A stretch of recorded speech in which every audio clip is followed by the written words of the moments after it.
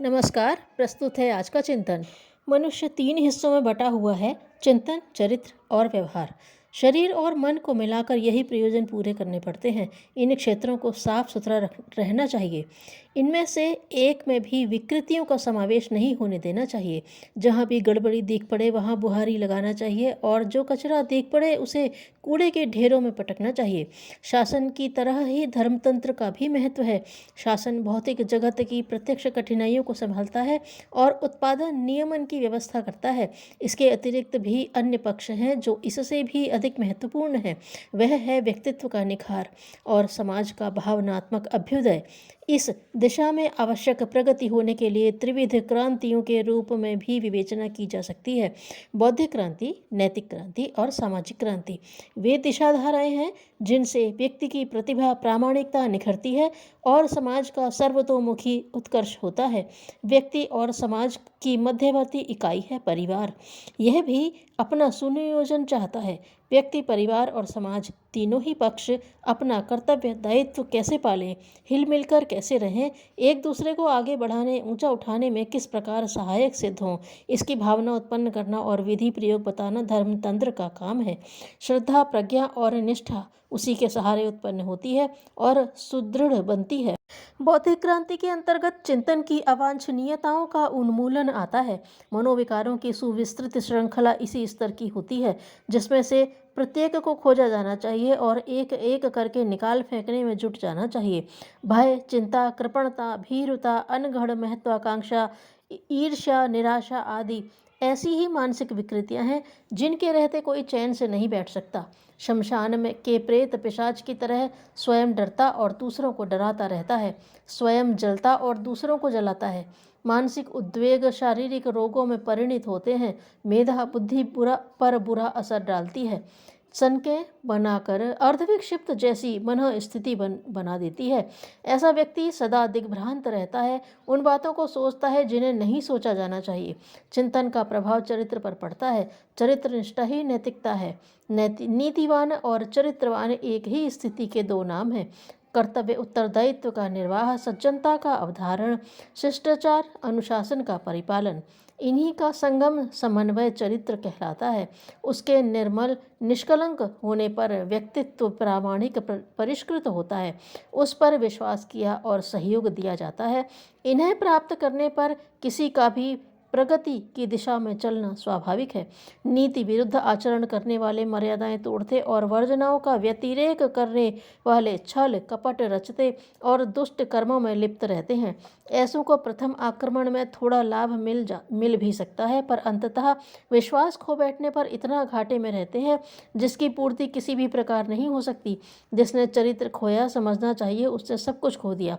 नीति क्षेत्र में मर्यादाओं का, वर्जनाओं का व्यतिरेक न करने देने की व्रतशीलता के निर्वाह को नैतिक क्रांति कहते हैं और चिंतन क्षेत्र की अनगढ़ता को, अवांछनीयता को उखाड़ फेंकना बौद्धिक क्रांति के नाम से जाना जाता है। इन्हें संपन्न करना धर्मतंत्र का काम है।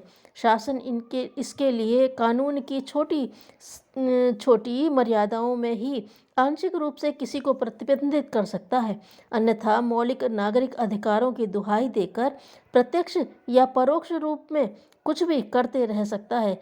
इसका निराकरण आस्थाओं में आदर्शवादिता का समावेश करने से, मान्यताओं की उच्च स्तरीय दार्शनिकता का समन्वय करने से ही संभव हो सकता है। धर्म धारणा का मूलभूत प्रयोजन यही है। यह धर्म यों आज अनेकानेक संप्रदायों में बट गया है और प्रथा, प्रचलनों, पूजा परक कर्म कांडों को ही समग्र धर्म तत्व समझा जाने लगा है, पर यह भी अर्थ का अनर्थ करना है। धर्म उस तत्व दर्शन का नाम है जो व्यक्ति को आदर्शवादी चिंतन, चरित्र और व्यवहार से अवगत, अभ्यस्त होने के लिए बाधित करता है। क्या करें?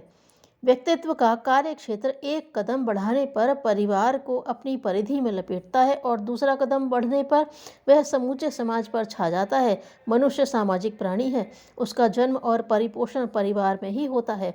इसलिए इस समुदाय में रहने वाले सभी सदस्यों के बीच सराहनीय, अनुकरणीय स्नेह, सहयोग रहना चाहिए। सभी एक दूसरे के लिए अपना बहुत कुछ निछावर करें और बदले में न्यूनतम प्रतिदान की इच्छा रखें। तभी घनिष्ठता और आत्मीयता अक्षुण्ण रह सकती है। है। सुसंस्कृत परिवार ही नर रत्नों की खदान होते हैं। उन्हीं के आंगन में स्वर्गीय स्नेह सौजन्य उभरता उछलता रहता है।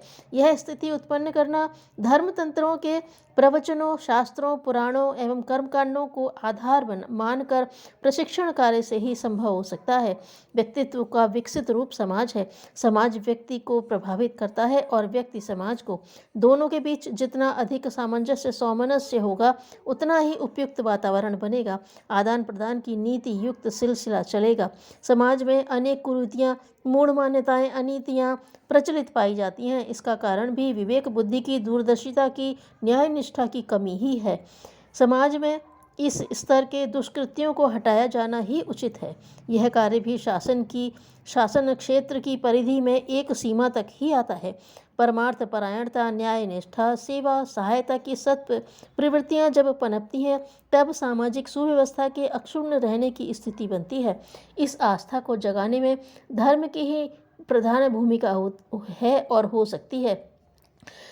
परस्पर किस प्रकार हंसते हंसाते मिल बांट कर खाते हुए जीवन जिया जाना चाहिए, यही सामाजिक धर्म शिक्षा है।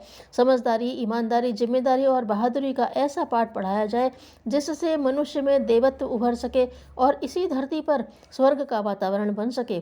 कभी धर्म पूजा, उपासना और परलोक की चर्चा में ही निरत रहता था, पर अब उस परिधि में वे सभी आधार सम्मिलित किए जा रहे हैं जो मनुष्य के चिंतन, चरित्र और व्यवहार को परिष्कृत सुव्यवस्थित करते हैं।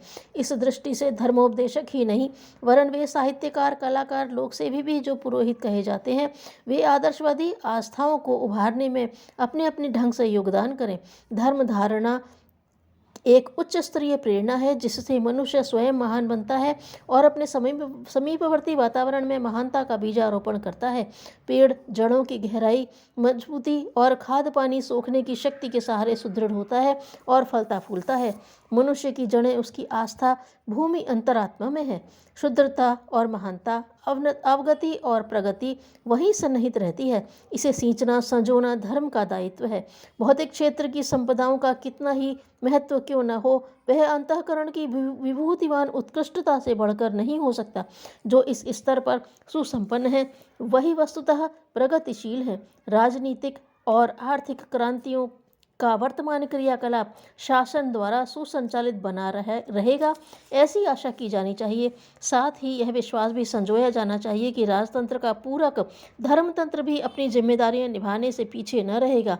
बौद्धिक, नैतिक, सामाजिक क्रांति की त्रिविध धाराओं को प्रभावित करने के लिए धर्मतंत्र हिमालय जैसी भूमिका संपन्न करेगा। धर्मतंत्र की त्रिविध क्रांतियों द्वारा नवयुग का आधार खड़ा होगा। इस सत्य को हम अगले दिनों प्रत्यक्ष देख सकेंगे।